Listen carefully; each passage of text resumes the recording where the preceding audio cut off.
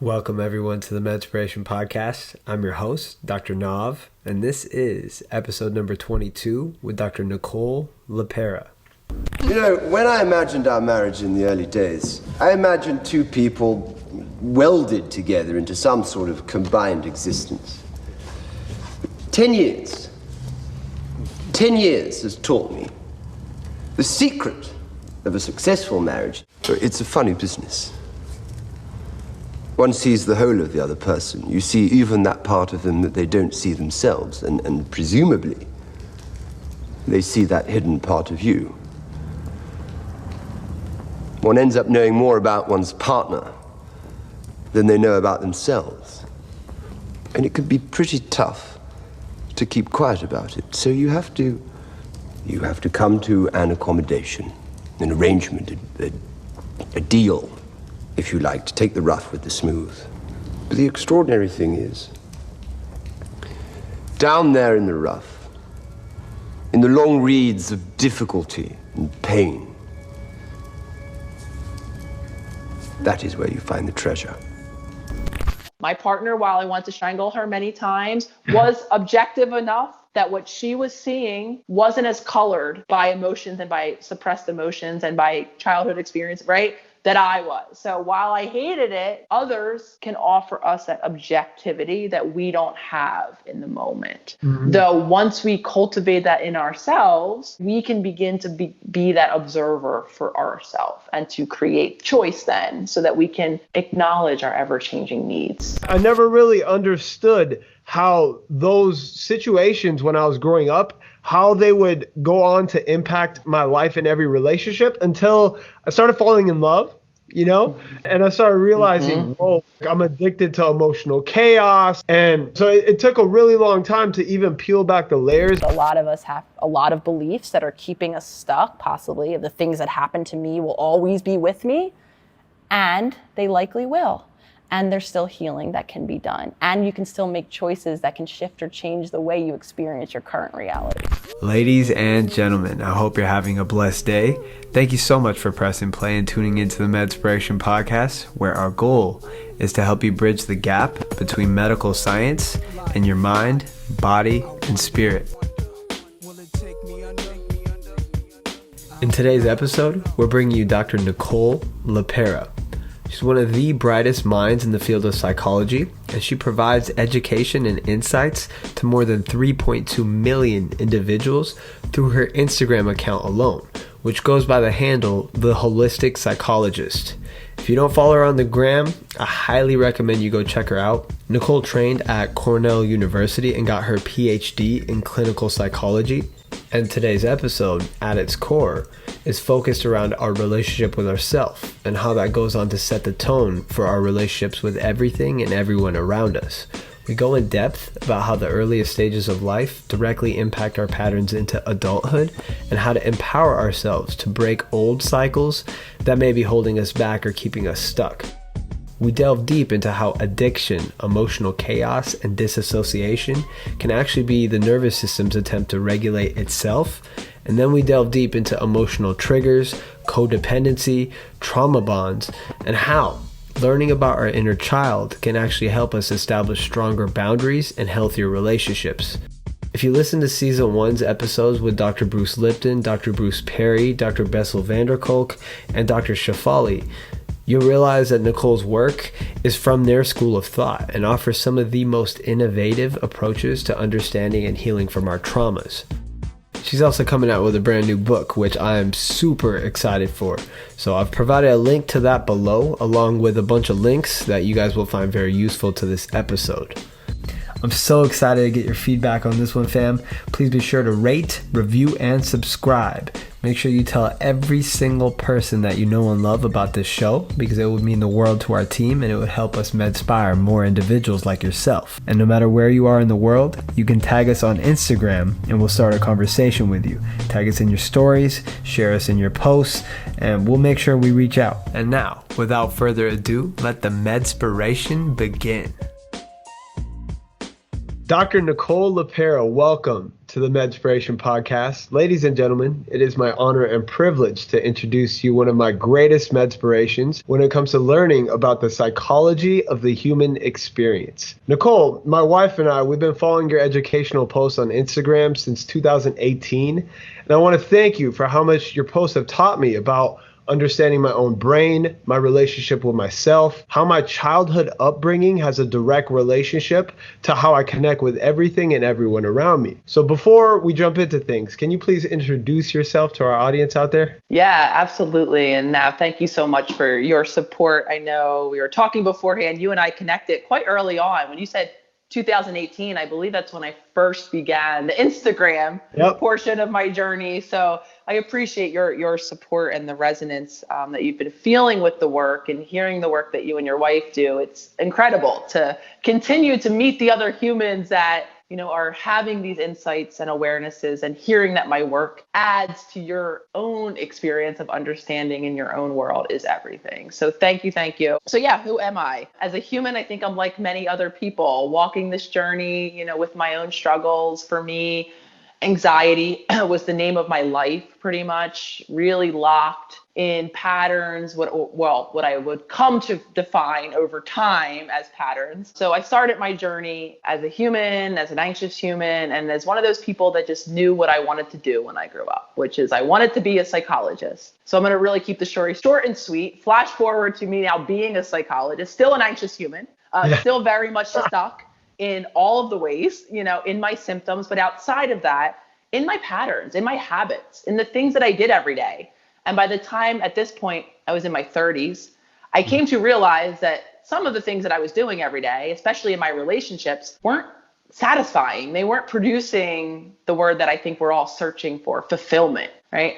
However, I started to also look from the outside perspective, and it was confusing to me because I was checking so many boxes of things that should be fulfilling to me in life. And they weren't. So as a result of what I now very lovingly refer to as my dark night of the soul, which, for me is just an accumulation of living out of alignment. That's the simplest way I define it. I kind of underwent, if you will, my own healing journey, really understanding, like you now are doing for yourself and many others, the impact that the past had on me, the role that was playing in keeping me stuck, and also the role that was playing in my anxiety. And through my own healing, through my own application of what for me coming through the clinical system, training as a clinical psychologist, were new tools, were new informations.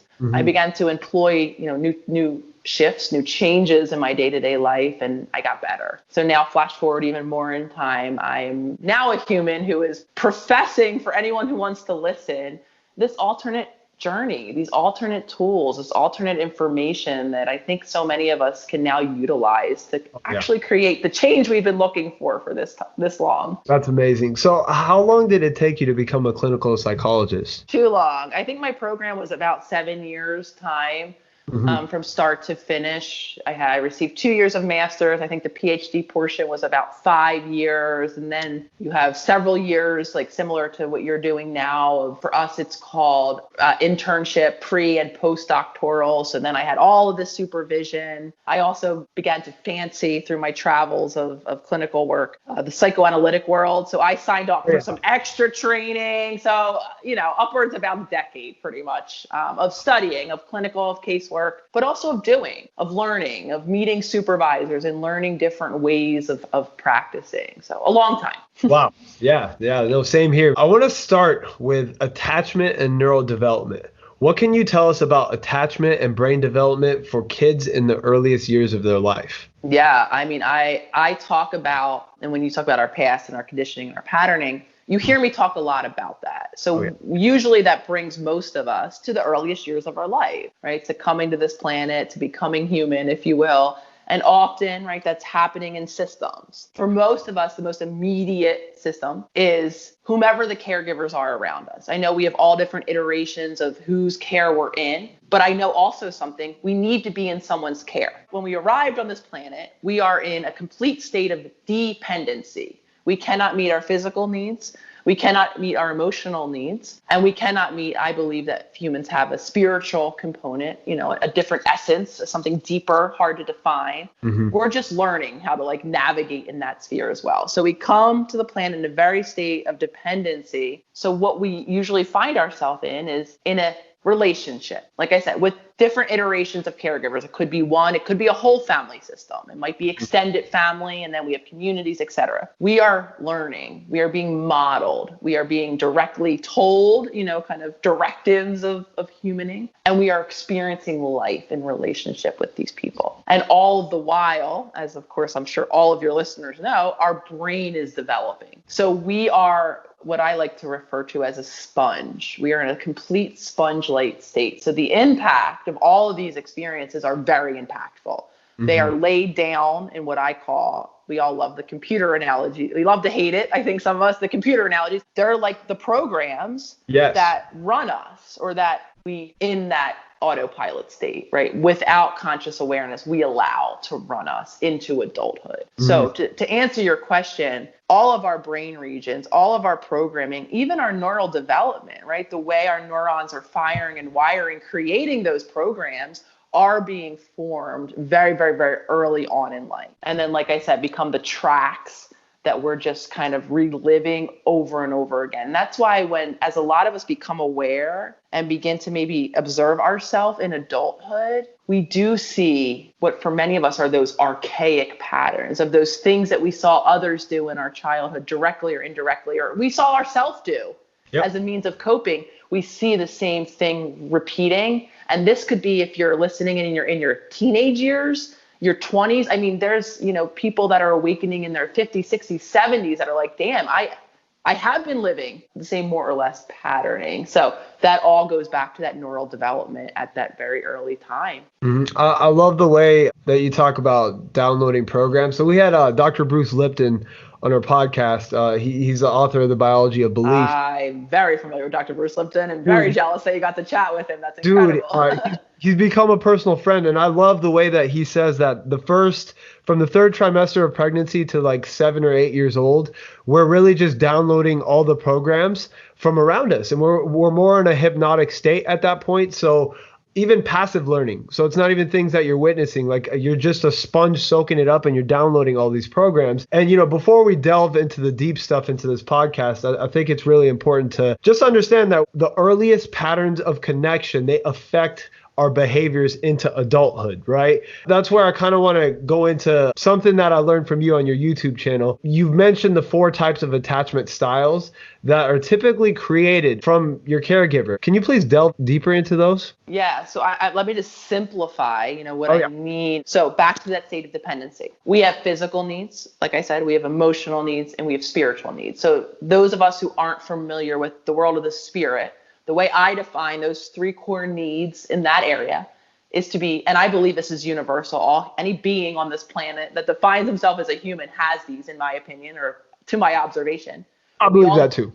Thank you. Our spirits all deeply desire to be seen, to be heard, and to have the space to authentically express themselves, whatever that might be in any given moment. My feeling, my belief, my way of being, just to be me. That's our spiritual realm, right? So going back to the state of dependency, this is where it gets really complicated and where attachment comes in. As a evolutionary creature who has a physical body that we need to sustain life in, we become very patterned in how we get those needs met, right? So an infant cries, and then a parent, hypothetically, if they're, not neglectful, comes and cares for the physical needs, and then we learn how to integrate that into our own. Okay, so when I'm hungry, I eat this thing, I don't eat that thing. Obviously, there's an incredible amount of variation in how we're modeled to care for our physical being. Emotionally, we are wired, I'm sure listeners might have heard this, we are wired for connection, or so we call it. I always talk about evolution because so much information is kind of gained in understanding that. The way we proliferated as a species was because we bonded together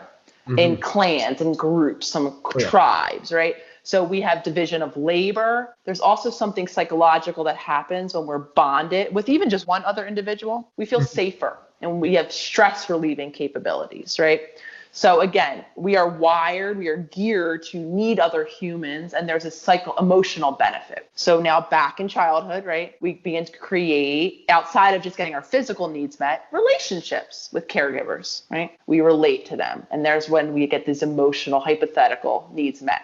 Again, an incredible amount of variation in the experiences that we've had relating to other humans. Oh, yeah. Same thing spiritually, right? If having the space. So what begins to happen in childhood, because we're a sponge, because we're taking it all in, and because we're incredibly adaptive, we learn to the best of our ability, even in the most compromising situations, how to maintain getting those needs met. So how to show up and make sure our physical body is taken care of to the best of our caretaker's ability emotionally. And this is where it gets really complicated and why I define something as spiritual trauma.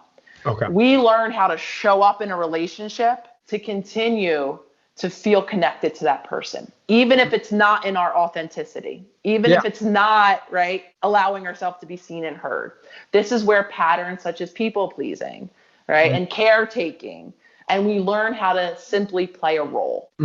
So why am I talking about this? This is what we're talking about when we talk about attachment. Okay. We learn how to attach and relate to other humans through all of those means, through all of those, experiences, beginning so very early on. And what we then do is we repeat those patterns. So you might be the little child so I'll use myself as an example with my mother, who was very emotionally distant from me because she herself had a mother who was emotionally distant, could not control and contain and navigate her own emotions. So any of my emotions overwhelm. So, right, my mother is emotionally distant to me. What I learned to do is I learned how to show up to feel as close to my mom as I can. So what that looked like for me is never showing up with any overwhelming emotion, that's for sure. So I became the child who never showed my mom a feeling. Is everything okay? Sure, yeah. Even when it wasn't, because I learned at a very early age that my feeling would cause my mom's overwhelm and then disconnection, because that's how she dealt with it. And I don't want to lose mom.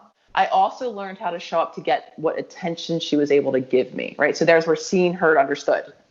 Authenticated comes in. I learned how to what I call perform. I learned the things to do, which for me were, you're not going to be shocked to hear this, achieve academically. Oh, yeah. Funny you asked me how long I went to school, how that applies, right? Because I learned that good grades, my mom praised me. She was present. She said, you did great. And she also loved when I played sports. She loved and I was very good at softball. So I learned how to show up as the person who could maintain my mom's love. And then what happened, as a lot of us do, we continue to show up in that same way, not just with mom for me or with the caregiver in which this was developed. We show up in all of our relationships the same exact way.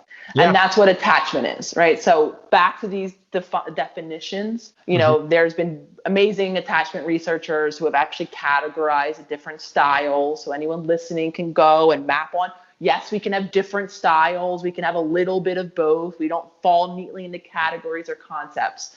But I explained everything I did because what's really important is to observe yourself now in your current relationships and to see some of those patterns that you're bringing, right? Are you the person that is more playing roles in relationships, right? Maybe your role is to take care of others before ourselves. That's a great role that most of us like to play. Oh, yeah.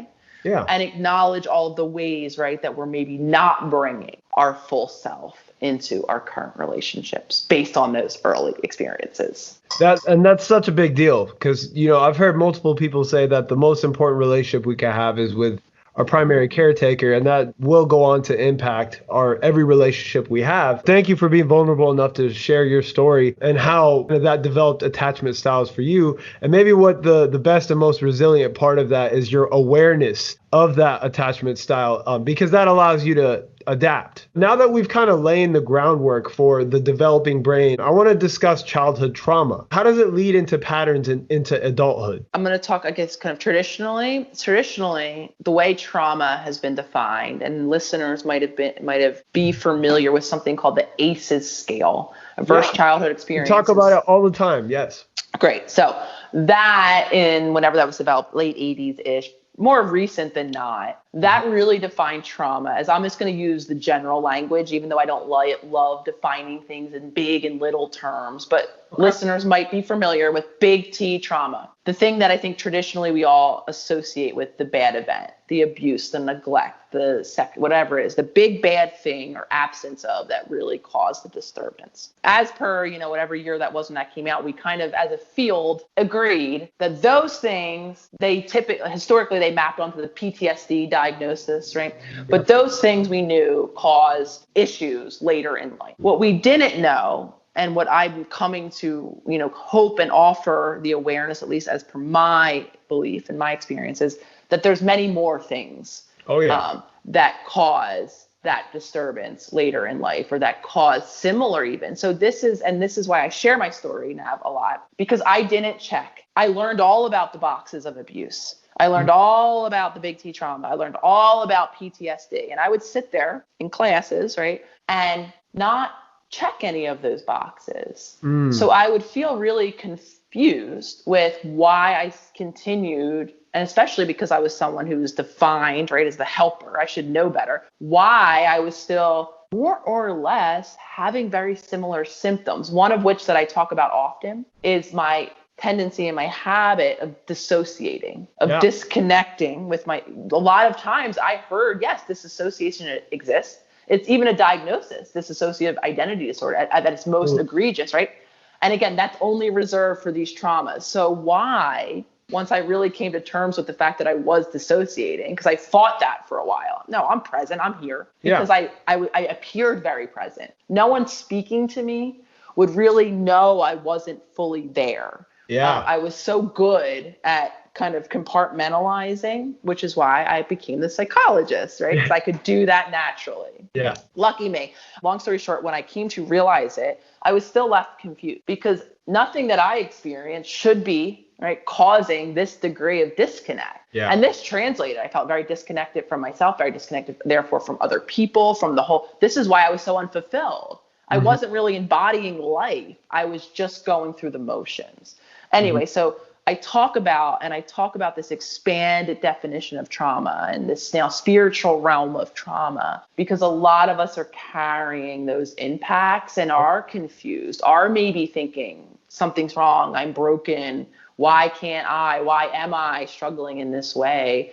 And that's a very, very big reason why we're struggling in this way, is because there are expansive things and patterns that we can carry and ways that we've coped, right, with those initial wounds that prevent us from actualizing or maybe even from getting our need met. So just to use a people pleaser as an example, a lot of people that are, caretakers of others, or the one who shows up consistently to care for everyone else, what they might come to realize by the time they're later in life is that they've lived decades where they haven't met their own needs because they haven't acknowledged them. They haven't put them first. This could be physical needs, emotional needs, right? And likely they're not showing up as an actualized person because who they're showing up likely is the person that is desired, that the other person wants them to be, right? So now we've accumulated probably a whole lot of imbalance and disconnection based on those patterns. So the way I adapted worked earlier doesn't necessarily work now. Now I have more tools, right? Now I have more choices available. However, now I still remain, or at least I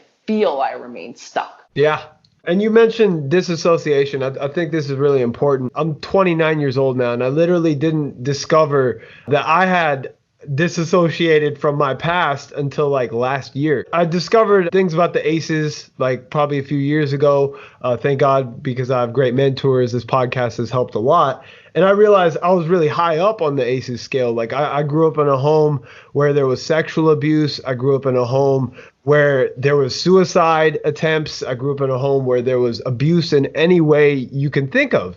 And literally up until I was 28, if you asked me how my childhood was, I'd be like, I had the greatest childhood ever. Like I had the greatest parents, best support system. Really, I'm privileged. So I never really understood how those situations when I was growing up, how they would go on to impact my life in every relationship until I started falling in love. you know? And I started realizing, whoa, like I'm addicted to emotional chaos. Like I do all these things. Like I hated the things my father did, but then I'm repeating the things my father does. And, so it took a really long time to even peel back the layers and realize something had happened. And, my awareness of it, my objective awareness of it could help me heal. And I want to thank you for sharing your story and your vulnerability with me and the listeners now, because I highlight this because I want to acknowledge how hard and brave and vulnerable that is for many of us to tell truth to ourselves. I mean, you just shared it with the community, the listeners, I mean, essentially the world, if you will, right? Before we get there, and this is my experience too, it is hard as hell, or at least I'll speak for myself, to admit to ourselves. And I worked with a lot of clients who, are so, the word I'm using in the field, defendant, resistant to telling the whole experience. Doesn't mean that maybe some parts weren't good. This is not me saying a bad experience in childhood doesn't color. I mean, for some, maybe. This is where I want to empower people to allow what their experience of it is to be their reality, right? So for some people, it doesn't mean that the presence of abuse or neglect or now that you're maybe realizing these smaller T's or spiritual traumas, as I call them, if you notice that they're there, that doesn't have to, we can be flexible. We can say, yeah, there was some good, there was some, I'm not gonna use the word bad, but there was some experiences that I'm carrying, wounds for, and all of it was part of my experience. And to get to that step, which is why I'm highlighting this, right? It's the all of it. That's what's hard. Yeah. I know, speaking from my own personal experience, like I said, I would have never said I was dissociated. Even more so, the word I would have cringed at, codependent. I come from the most codependent household and was the most codependent human that I probably ever met, which is probably why I hated to acknowledge that to myself, right? Exactly. Yeah. Anyway, so acceptance. I think the hardest thing, like my defense mechanism was being overly positive all the time and just focusing on the good. And I did that for a long time until I realized that would limit me. And now it's came back full circle and it's kind of like, well, the good and the bad is a part of the whole. And that's who I am as a being. Each experience molds me into that. Yes. That as healthcare professionals, I mean, that'll make you a better healer as well. And it starts with you, Absolutely. Please share with us, how does trauma affect the body and the poly-vagal theories? So can you tell us more? Of course. So first, some of us are going to have to acknowledge painfully that we have been carrying traumas in the body, spiritual traumas, right? And so for some of us, it's welcoming and making space for all of the feelings about ourselves, about our caregivers, about our past that might come up when we do that. That's first of all. Yeah. A lot of us are carrying the body in our nervous system and in its programmed responses. Yeah. So you sound like someone like me seeking stress and chaos. I love that. Loved it for a very long time. Needed it, right? Me too.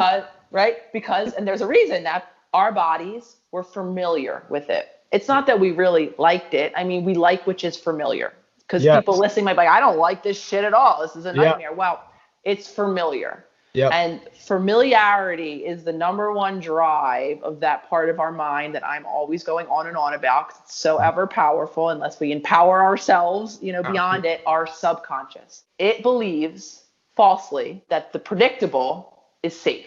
Yep. Because it knows what comes next. Even if what comes next, right, as a child was the back of the hand or neglect or the silent treatment like I would get, it knew that was predictable. And it probably knew what happened after that when life went back to whatever right? That which is familiar is safe. Yep. So I talk a lot about that zone of familiarity, as I call it, because that's why a lot of us are stuck, and we're stuck in living repeated cycles of the term I use, right? Emotional addiction. Yeah. Where we find ourselves, right, day after day, week after week, staying in that same emotional frequency or range. So for you and I, it's stress. So why? A lot of it is because in childhood, one of the needs that we had was for nervous system regulation.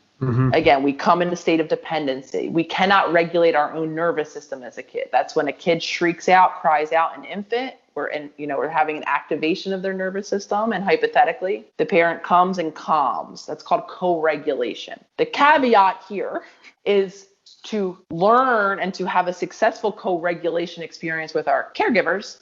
Our caregivers need to be in regulation themselves. They need to have a regulated nervous system. What does that mean? right? A stress happens, my nervous system activates in either fight or flight, right? The sympathetic, like I do what I need to do to take care of the threat, really simple talk. And then I go back to my baseline of the parasympathetic, the rest and digest, where all life and business in my body is normal. And then the next time the stress comes, right, I activate and then I come back. I have flexibility.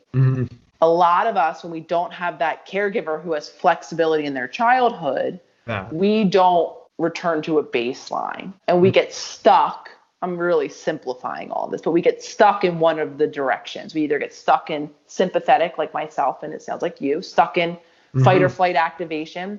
Dissociation was our nervous system's attempt at regulating, right? Because our body was haywire. So it kind of removed ourself from ourself. That's a nervous system state attempting to re-regulate itself. Another group of individuals get stuck in hypo, in that underactive state, that listless, that lack of energy, right? So that nervous system dysregulation, I talk about that a lot, is kind of around which most of our symptoms, including our patterns and our habits and relationships, as an attempt to regulate around those points of dysregulation, like I said, that develop very early on in childhood. So as an adult, right, flashing forward, now we have to teach ourselves, our bodies, down to the level of the nervous system, how to regain that flexibility that for many of us, it never had, it never developed. Exactly. Now, this is so important. One of the things we love talking about is neuroregulation. So, we all get stressed out, and your ability to be able to re-regulate yourself is really going to determine a lot. And one of the things you mentioned here, it really starts getting into that intergenerational effect, where if our caregivers' personal regulation, say they're in a really high stress life situation or just high stress lifestyle, they didn't learn regulation techniques from their parents. When we as children are dysregulated, they become more dysregulated, and there's no calming you down. Next thing I want to talk about is the inner child. This was one of my greatest discoveries, and I think it's important as adults to know what the inner child is. Absolutely. So sneakily enough, Nav, we've been talking about the inner child all along. Right? Exactly. The inner child lives in our subconscious and becomes the repository, right, for what many of us are, the conditioned ways that we've learned to meet all of those needs: physical, emotional, spiritual. The inner child is also where we house all of our suppressed emotions, the emotions that maybe, because this is the term, right, we have an emotionally immature parent. We are all emotionally immature in a lot of ways, which just means I can't handle my own emotions, so I become so overwhelmed by others, the world at large, right? I just don't know how. I don't have the emotional resilience to cope and keep it moving at a time. So what that means for a lot of us, and going back to that parent who might yell or say something mean, I share this. It's not to blame parents or to say you're a bad, quote unquote, parent.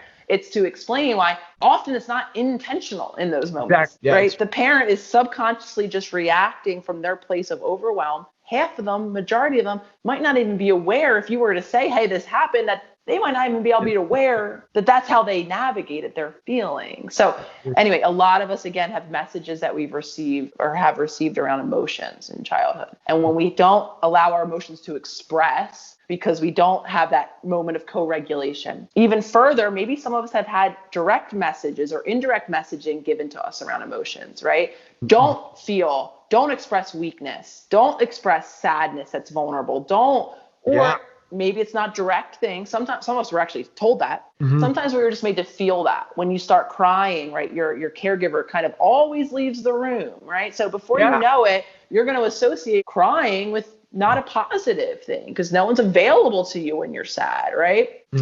So what happens is we don't express those emotions, and then they're called suppressed. So then again, we develop all of the ways we don't express those emotions into adulthood. And this is what constitutes the inner child, is that whole patterned way of being through which we're viewing our daily experience. This is why life becomes like Groundhog's Day for many of us. We're stuck in cycles. I become an adult that because that inner child is alive and is the lens in which I'm viewing a lot of my daily experiences, I'm reacting in those same old ways. You brought up suppression of emotions, and my wife and I were always talking about how every range of emotion, like having a spectrum of it, is healthy, especially if you have good boundaries and you're able to discuss them. And one thing I noticed just growing up as a male, in my household at least, it was like I wasn't supposed to express weakness. I wasn't supposed to cry. If I felt hurt by something, rather than talking about it, it would be like, oh, forget about that. Like, you shouldn't feel that. And like, those things may seem like a little Band-Aid when you're going through it. But I started realizing later on in life, every single one of those things that I was suppressing, I wouldn't have control over when they would come out. So sometimes I'd have like an outburst that would be like so out of line in the present moment. People would be like, what the hell just happened? Yes. Including myself, because afterward I'll be reflecting like, what's going on, man? And it wasn't until I started realizing, wow, I've suppressed a lot of stuff. I need to be able to discuss it. And even, like what we're saying right now, one of my favorite musicians is Jay-Z, and he says, you can't heal what you don't reveal. And that's one of the most powerful thing that we can do is have this type of honesty in a communication together, because I think it makes a big difference. Now that we're on this concept of an inner child, and I love the way that you discuss it, can you describe a wounded inner child? Because we've kind of been describing that as well. Yeah, well, you just described it yourself. Those moments, right, where we go, I'm going to use unconscious to ourselves, when we just kind of elicit. I know I live them, right? When I say the thing and then later I'm like, I don't know if I really meant that, or I feel the thing and I'm later, I'm like, oh. I use a perfect example. This came to my awareness when, after being with my current partner for years in, so she saw a lot of my cycles, I was losing my shit about, it was a long story, but around my cat, who I could not find. Oh, wow. But the way I was behaving was like, I was off the wall. I was screaming. I was out of character. I'm not that way typically. And like similar to you, it's like, where the hell did all that come from? Yeah. And afterward, and as a lot of us do, not all of us feel, but I felt bad about myself. I felt bad that I said the things I did to her that I didn't. And when I offered an apology, this was once I calmed down, when we can have access, right, to, oh wow, shit, what was that, what happened? And I brought to the table my sorry, my apology, and she said to me, that's okay. This was a really pivotal statement. I actually don't think you really meant it. And that really struck with me, because she spoke to something inside that was true in that moment, that I didn't really mean it. And I really began to look at that and dive into that. And so when do we know our inner child? When we're activated, when we're having a really big feeling, is a great time to look. This is not me saying that, yes, we have a sensor and a system that when we're violated, it's called intuition. We always have the gift of that. A lot of us have to reconnect with that, right? When I'm saying this, I hope no one's hearing me say that we shouldn't feel about anything. Of course, we have limits. When we're violated, we're going to have a big feeling that we should look at. Oh, yeah. Now the question is, though, right? What are the patterns? Are we always having big feelings around the same sort of specific incident? And when you look, typically you are. Because something I was going to offer earlier, when you said that, I was giggling to myself. It's not actually out of nowhere. Once we observe ourselves and we tell on ourselves, what we come to find is happening behind the scenes is some of us are repeating a dialogue around it in our actual mind and our thoughts. These things that are happening from the moment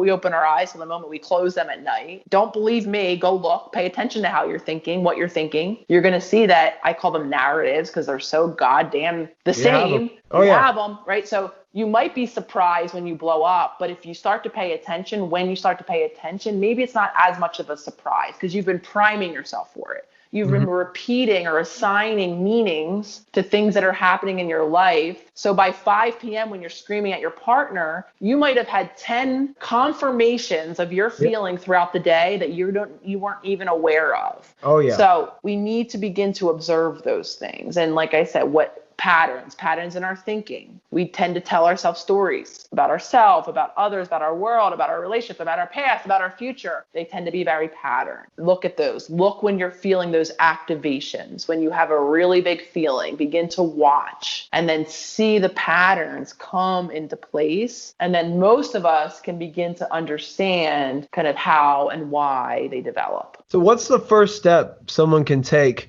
to start becoming more aware of these patterns? Observation, right? First and foremost, learning how to watch yourself, right? That's different from I wake up and I go into my autopilot that's going to run my day, right? Mm-hmm. Some of it is pattern interrupting, right? So practical tools, set alarms on your phone, reminders. When that alarm goes off, check in with yourself. What am I doing? What am I thinking? What am I feeling? The more data points, for all the scientists out there that love data, the more data points you have, you begin to now create a story. And you might be surprised. Some of you might not. You might be like, yeah, I'm patterned. These are all the patterns. These are all the ways I'm stuck. Some of you might be surprised to see how patterned you are, to see that every time that alarm goes off, you're doing more or less the same thing. Maybe you're thinking more or less the same narrative story. Maybe you're feeling more or less the same way. So self-observation is really where we begin to create space for a new what's next, for a new future story that's different than our past. A lot of us like to blow by this first step, which is why I always pause on it. We have to observe first, because when we're observing ourselves and we're seeing, we're now in a new part of our brain. Yeah. We're in the conscious part of our brain. We're not in that subconscious anymore. And the conscious part of our brain is where, or mind, is where choice is even possible. So we have to begin to prime ourselves to create the opportunity to do the step 2, which I'm going to offer next, which is what we always want to rush to. But we need to create that space first, or else our autopilot is going to keep calling our shots for us. The more space we have, all of life is going to continue. Our patterns and our impulses to live those patterns are going to be there. Our thoughts are still going to present themselves, right? Those narratives, those old stories are still going to come up in all of those same situations. I might even still feel the way I used to feel, or I'm used to feeling, but I need to start creating new choices towards something that's going to change and shift in the future. And then the more I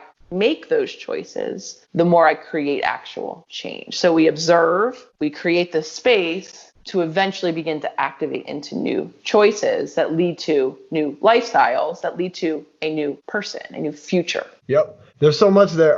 Do you meditate? Yeah, so I've had an interesting relationship with meditation. When I first met the concept of mindfulness-based meditation when I was in my early 20s, I, like a lot of people, was very overwhelmed by the concept of sitting quietly, by the experience of sitting quietly, by my racing mind. And I share this because I think a lot of people, when they're introduced to a sitting meditation practice, they get overwhelmed. It's not familiar enough. Yeah. Quite honestly, some of the things that I feel when old me stopped, I didn't want to see and feel and hear about myself. I was uncomfortable. So I share that because then my practice evolved into learning how to just be a little more conscious in my daily life. So for what that could mean for listeners is just learning how to connect with the present moment through the vehicle of our senses. Right? That is a grounding foundational practice for many of us to just live consciously. So before I started sitting on a cushion quietly, I began to do that. I made it a point. I lived in New York when I began to first experimenting with these tools,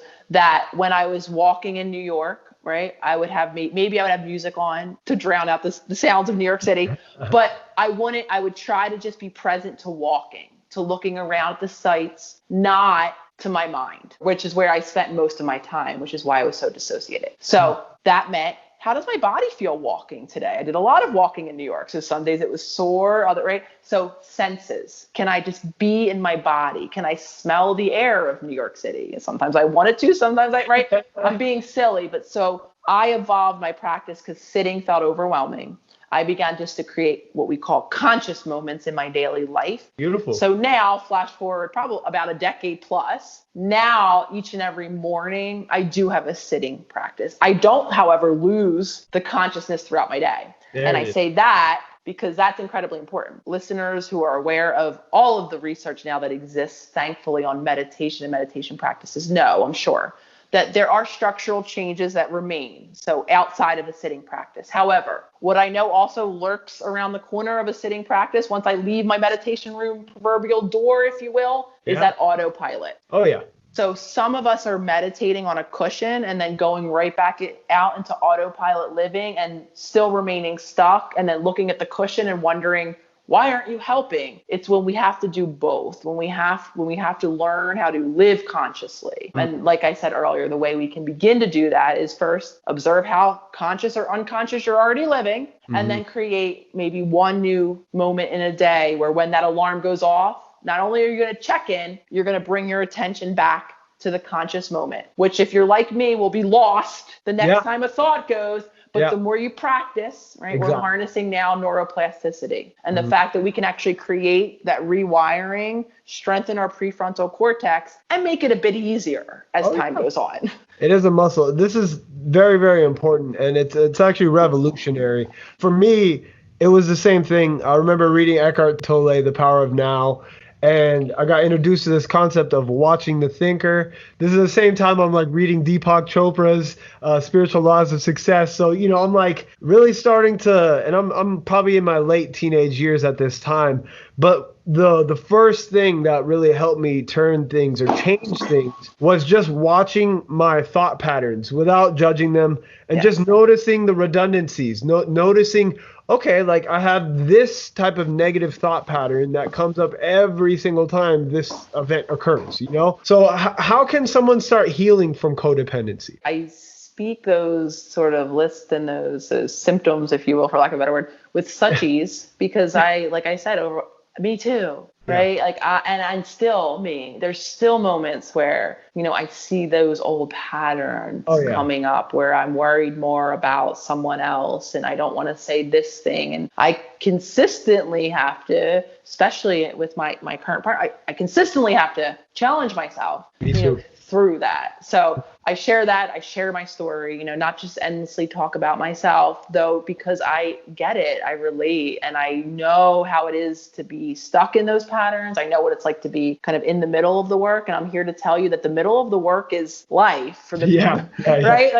Like I'm still looking right for that end where a lot of my habits are shifting. Other ways of being are becoming more familiar to me, more natural now. So this isn't to say, right, my brain is now firing differently, like you and I have been talking about all along. That's really reassuring coming from you, because I feel the same. So it's good to know. Good, yeah. So and I'm still in the middle of it, though things do get easier, and I'm awed by myself so often because I remind myself and I suggest everyone does this as well. I'm going to wrap back into the first step that you probably heard me say before on this, but while you're doing this, remind yourself along the way of, oh, wow, this was a moment where 5 years ago, I would have reacted so differently. I make it a conscious, intentional point. Actually, every day when I journal, I do a practice of creating intention to change through something called future self journaling. I still do it every day. Every day, I remind myself, one line in it is always to take a moment to observe myself through the day. I try to build upon that and do more moments. And one of the things I make it a point to observe are when I do something new. And when I do something new now, almost without thought, because I can still remember that old me wouldn't have done that. Would have overreacted, would have snapped, would have gone into fight or flight, whatever. The list is endless. And I don't. And it almost was I didn't even remember that there used to be. So do that. So the first step, observe, like we've been talking about all along. Observe and really build that conscious mind, whatever practice it is. A minute in meditation, which I know can sound like an hour, or build consciousness into your day. And then you're already empowering yourself now toward that choice, creating that space. See for yourself, see your patterns yourself. See how you feel living in those patterns. Tune into your emotional experience. For a lot of us, that's breaking a habit of not being connected to our emotional experience. Be honest. If you are someone who has what I call emotional addiction, I know I was a stress and chaos. I would manufacture. I even still try to do it with my partner, arguments. When I'm agitated, I could take anything that's happening in my given moment and either take it to a thought that I'm going to spin and stress myself out and activate, or I can actually pick. I can start, and usually my partner, is the person who's on the other end of that, right? I can say the rude thing back. I can do the thing. And now,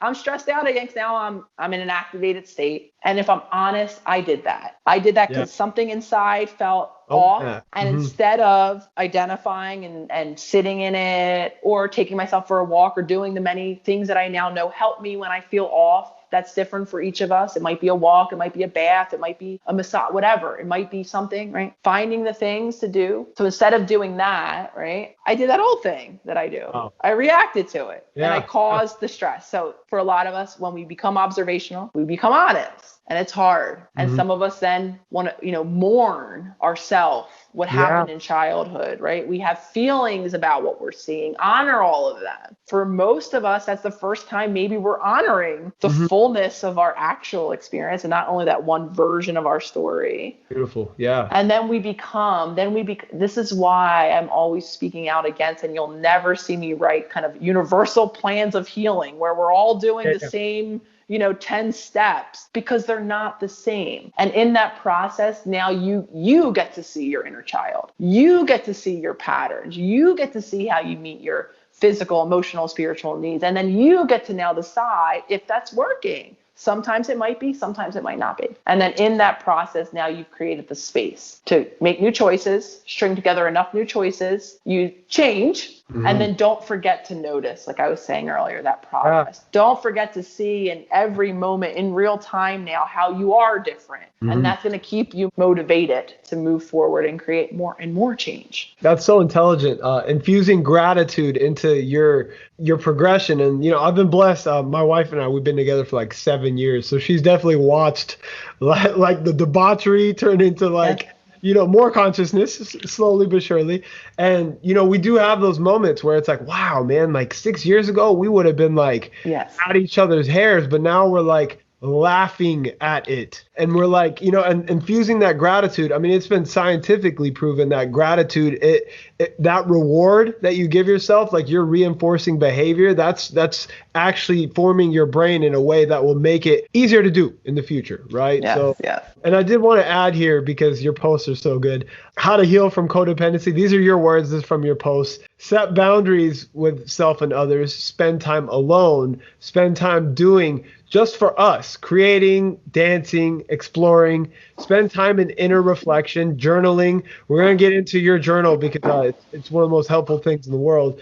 Meditating, breathing, learn what our needs are, asking your inner child what we need. And those are some things that I actually never asked myself until very recently. A lot of the things you're touching on, maybe people are hearing it for the first time, and it could be any stage of life, honestly. Absolutely. And I commend every stage of life that attempt, right, that creates this change, because it's hard. I have a lot of people that are, upwards in years and are, it's too old, it's too long, it's done. It's hard to believe when you hear people say this, but in my opinion, it is never too late. And I honor, everyone who's on this journey, regardless of where you are. I agree. I couldn't agree more. So what does a healthy relationship actually look like? Yeah, absolutely. So it's right, like we're talking about creating that space, allowing myself and others to express the ever-changingness of their beingness, if you will. So for some, that's physical separations. That's creating time and space where you can be away from other people. Those of us that are codependent, I know for me, the idea of a weekend without plans was a living nightmare. There was not, in my 20s, there was not a weekend where I didn't have something I could do.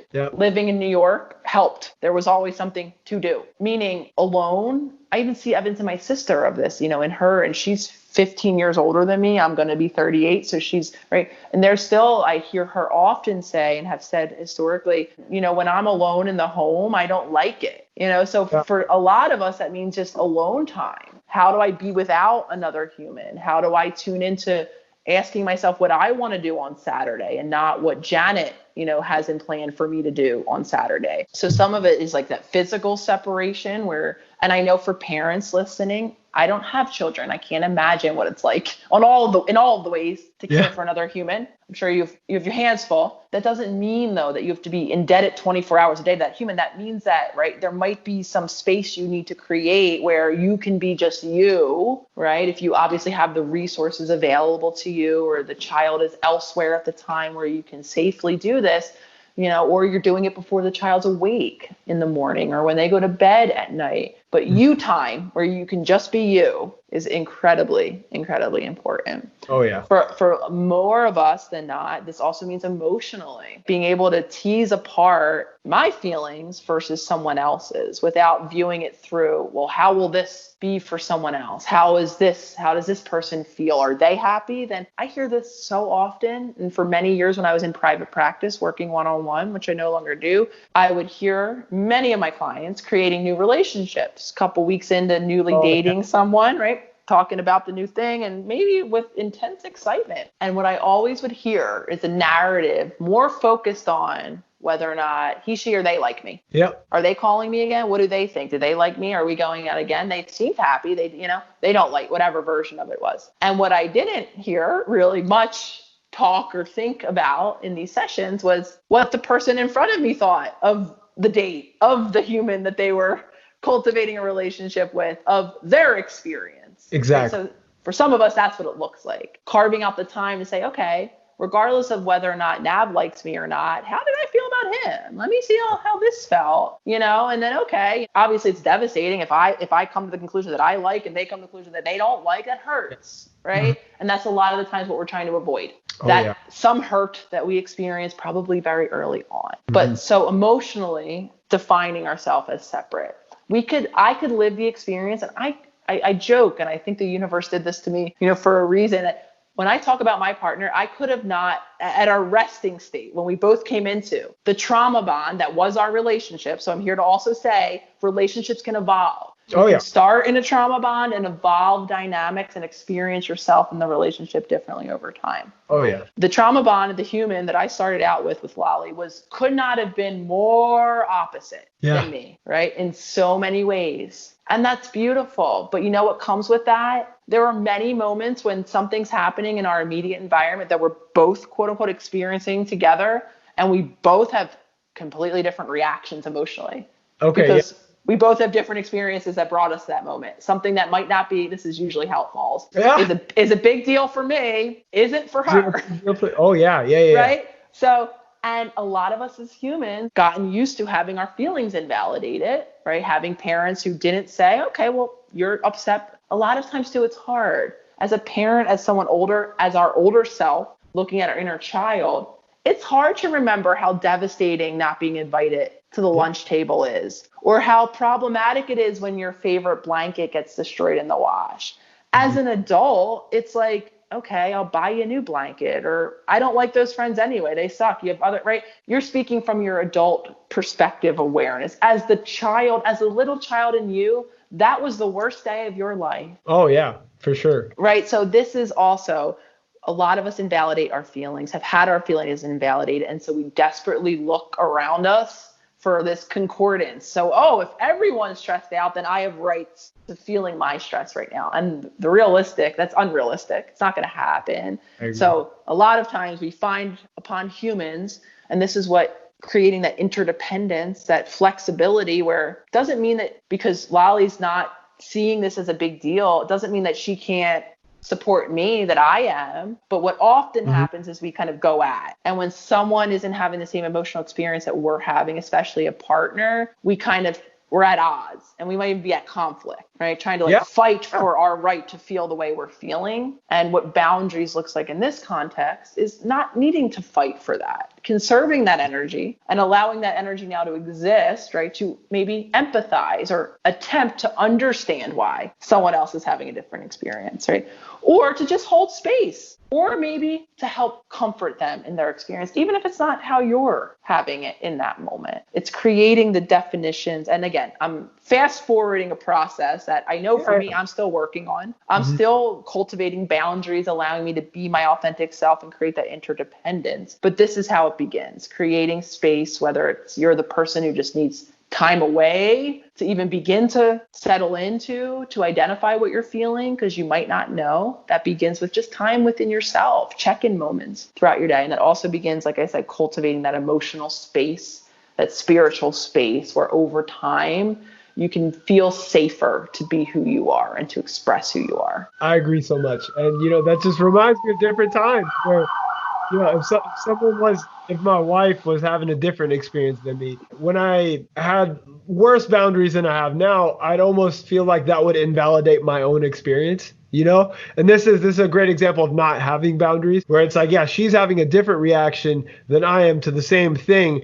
And now I'm mad at her because now I don't feel seen or heard because she doesn't see my side. But really what I've done there is I'm trying to control how she feels. And I want her to feel the way I want her to feel so I can feel better. Yeah. But am I not trying to, I'm trying to control her?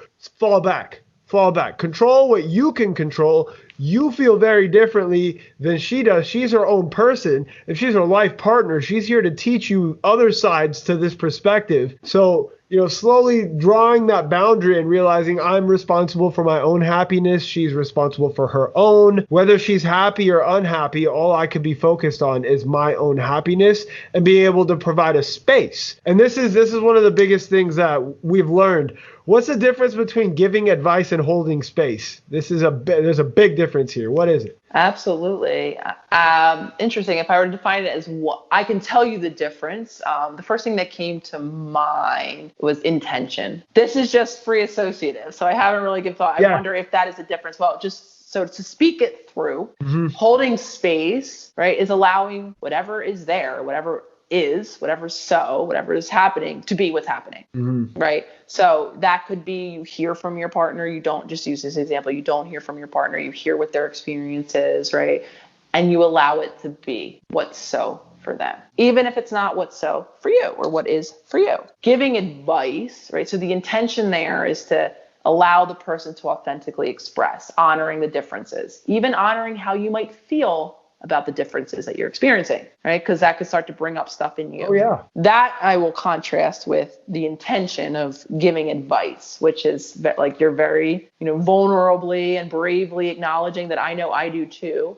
A lot of people pleasing is based in selfishness. I know that's very hard to hear.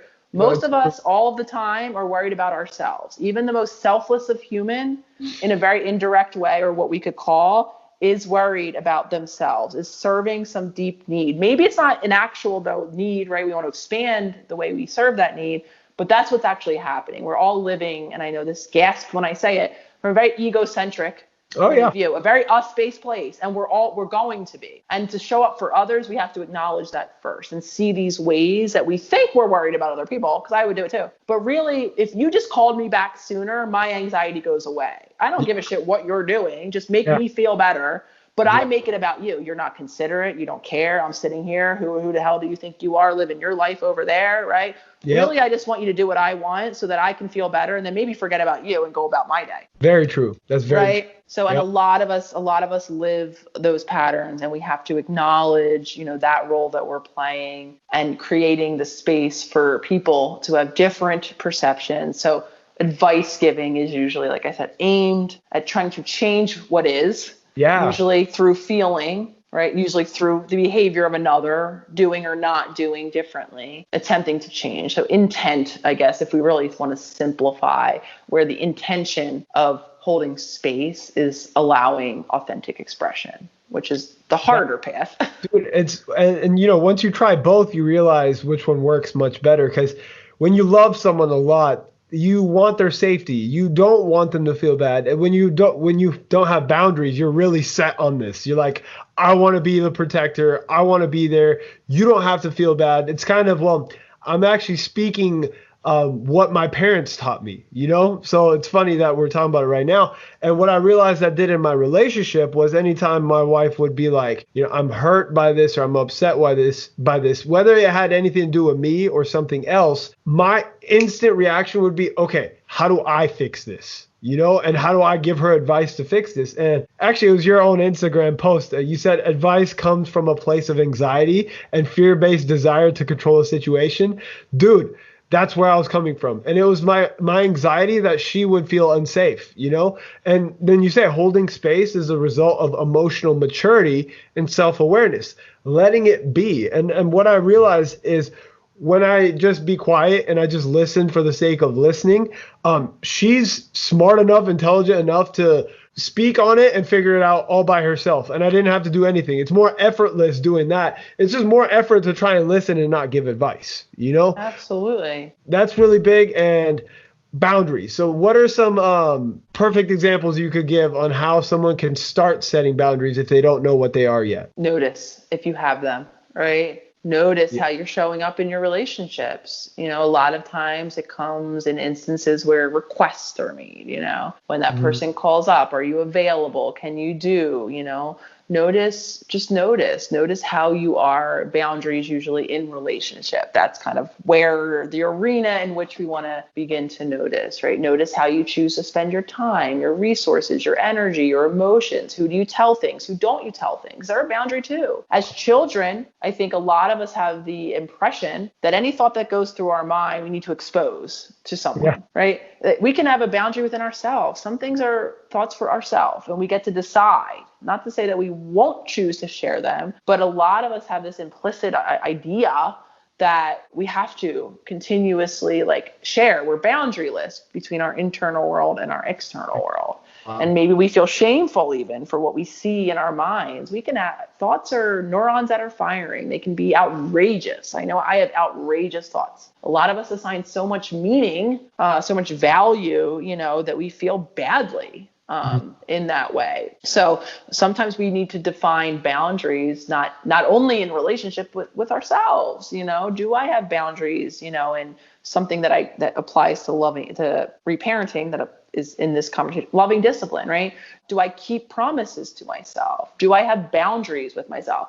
Even though, there are some things that on one hand, maybe I would want to do in any given moment, do I use that higher self to make that decision based on what's best? Sometimes I honor it and I do what I want, whatever I'm feeling. And other times I pull back and I say, well, doing what I want in this moment, might mean, I do this thing a little too late and it might affect my sleep. And maybe I don't want that to happen for tomorrow. Okay, now I get choice. So sometimes it's boundaries within our own worlds, like our own internal individual experiences, right? That we need to enhance a bit before we then put boundaries in our relationships. And we have all of the data for what life, kind of what we've been carrying available to us at any moment if we look. And that's why I empower humans, or I hope to empower individuals to look themselves, not to outsource. Mm-hmm. Yes, it can be helpful. My partner, while I want to strangle her many times, was objective enough that what she was seeing wasn't as colored by emotions and by suppressed emotions and by childhood experience, right?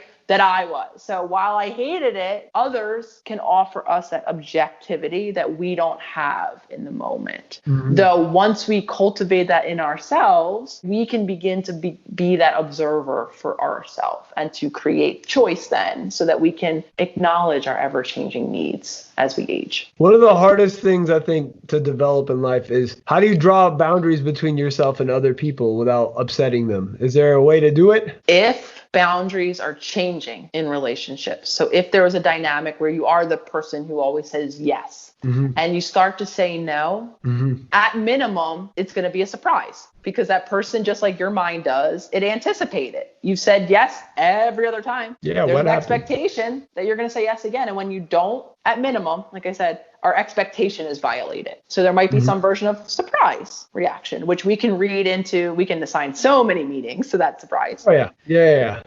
And some of us are gifted with other reactions outside of surprise. I know I heard my fears about what it would be to set a boundary coming from a boundaryless household. I always was afraid it was selfish. One of the things, I shouldn't do this. And you know what I heard from that same family when I did it? That it was selfish, because that's what they believed. So that was not the confirmation I wanted to hear. Yeah. So some of us, right, we just violate expectation and we get surprised. Other times we do get to hear not positive reactions from people. And that's okay, right? Because it's up to us to decide. I believe that universally selfishness has got some bad street cred. I don't think it's selfish to self-care. I think it's actually necessary to actually be able to give of self to others, back to those endless resources that we don't have. They go away if we don't conserve. We can't give at any time. A lot of us, have to learn how to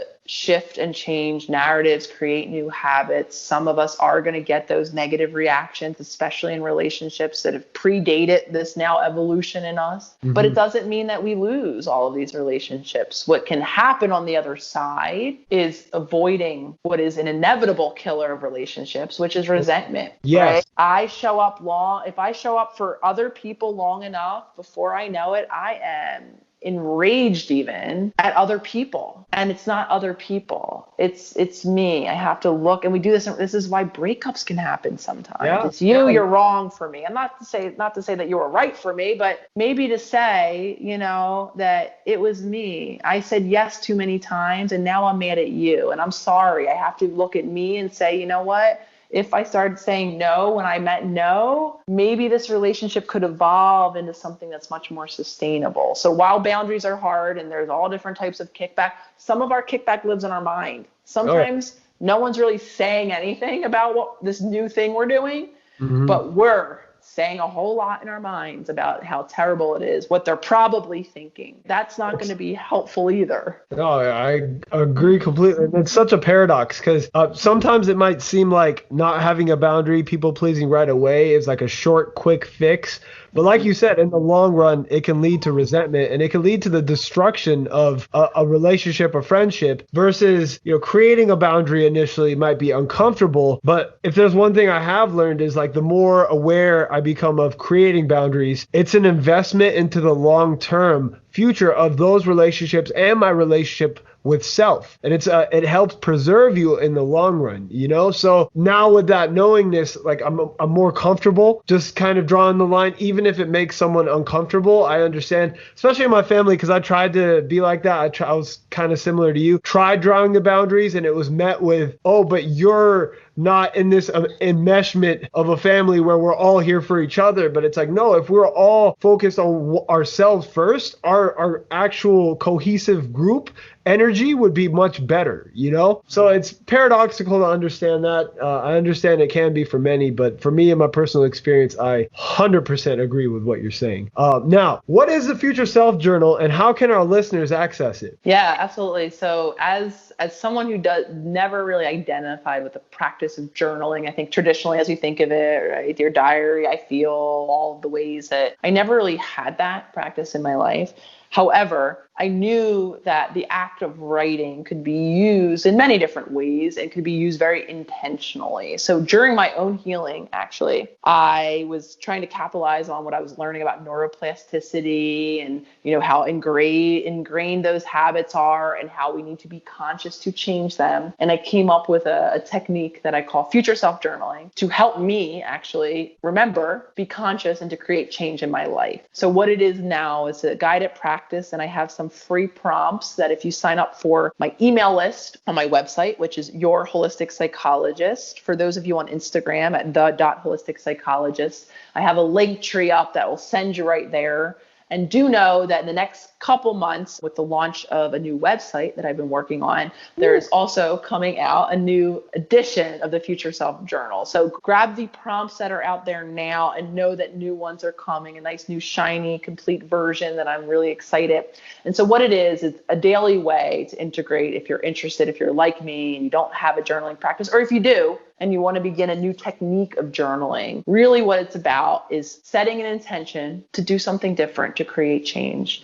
And then it's the habit. I do mine in the morning. You can do it anytime throughout your day, but it's the habit of calling to mind through the practice of written journaling, writing down the intention to do something different and what it is you're going to do different. We're harnessing two things, neuroplasticity, and we're also harnessing the fact that the mind does not know the difference between what is real and what is imagined, which is why there's endless research on mental rehearsal. If you sit there, and a lot of times we do this in sports, and you visualize yourself taking the three-pointer, whatever it is, it's as if you're doing it in real life. You could be laying on your couch because in your mind, in your mind's eye, you're firing, even those motor neurons, you're firing it and you're training it. Mm-hmm. So when you every day you set an intention to change and you write as if you already created that change in your life, in that moment, you're creating a mental rehearsal. And the more moments you string together of doing that, the more days you journal, and the more days you practice creating that change later in your day, you're helped because you reminded yourself once. So for me, I woke up, my intention is to be more conscious. Because I did that, that might just increase the likelihood that as those hours of that day roll by, I remembered that I was going to practice that. Yep. And now I might practice. Mm-hmm. And I share all of this because while it's an incredible tool, and I suggest everyone goes out and gets it, you can individualize it, pick what you're working on, work toward firing those new neurons and creating the mental rehearsal, creating the circumstances. I am here to tell you, it is not magic. Yeah. We don't close the journal, right? And then morph into that person who does that thing. We just increased our chances of doing that. And then we still have to show up for ourselves later that day. And if I didn't that day, that's okay. I'll remind myself again tomorrow that I'm trying to be conscious. And then maybe by the 6th, 7th, 12th, 6 months later, maybe I'm remembering consistently. And then that's why when people ask me, how many days do I have to journal? There's no magic number. Yeah. This is a tool. I still use it. Years later, I change. I stick with my one habit that I'm creating for an extended period of time until it does become natural. Exactly. Until before I know it, I am remembering to be conscious. And then I can shift and change and do another topic. However, you know what? I might have to revisit some topics because like we were talking about, I don't reach those levels and secure myself in for a new ride. Yeah. Right. It's a daily living, breathing instrument. And so we can tailor it. We can individualize it. I will probably continue to use it for the foreseeable future into forever. Because for me now, it's that habit. Every day I'm with myself. For me, it takes me maybe 5 minutes. I write it. I'm in that mindset. I'm firing it up and then I live it. And then I live it, and then I live it, and then I live it. I love it. I love it. I love it. Now, you're also coming out with a book soon. Is this not true? This is true. So I just submitted the first draft for editorial review yesterday morning. So hypothetical release date, all things COVID go well, which I'm sending up to the universe that it will be March 2021. So I am so grateful to have this opportunity, and I'm really looking forward to this being a more comprehensive overview of how to do the work, how to heal holistically, kind of from start to finish. So while Instagram has been an incredible gift that has allowed me to connect with humans like yourself, to begin to put this work out there, what this book is going to offer, also for those people not on Instagram, it can be something kind of more palpable, but it's going to offer the whole story, more or less, from start to finish. I'm so excited for it to be in the world finally. That is so cool, man. All right, well, we're going to end this episode with a question that we asked every single one of our guests to this point, and that is, what is your definition of MEDspiration? MEDspiration, I love this. Now it's becoming empowerment. Even and I know you coming from a very traditional field in a lot of ways, empowerment is a little bit of a revolutionary idea in terms of MEDspiration and Medscape, you know what I mean? Because we aren't in the times now where there is one holder of wisdom or of knowledge, right? And they don't wear a white coat, and they don't necessarily know. You and I, we have a lot of training, we have a lot of experience, we have a lot of knowledge. It doesn't mean it applies, though, to everyone in every situation, right? So my definition now is becoming one of empowerment, which I think is the conversation, essentially, the theme woven underneath all of everything that we're talking about. So even in traditional fields, empowering humans to be a participant in their discussion, in their story, and in their future. Dr. Nicole LePera, thank you so much for joining us today. This has been one of the greatest conversations I've ever had, so I really appreciate your time and energy. I am so honored. Thank you. I could have talked to you forever. This was amazing. I know. Thank you for taking the time to connect and for sharing your audience with me. This was incredible, Nav. Thank you. There you have it, folks. I hope you guys left this one feeling medspired. If you learned something new, or if you genuinely enjoyed this episode, please don't forget to subscribe to our podcast and rate it 5 stars. MEDspiration is a 501c3 nonprofit charity organization. The more you help us grow, the more people we're able to help. Let's make a commitment together, guys, and attempt to be the best possible version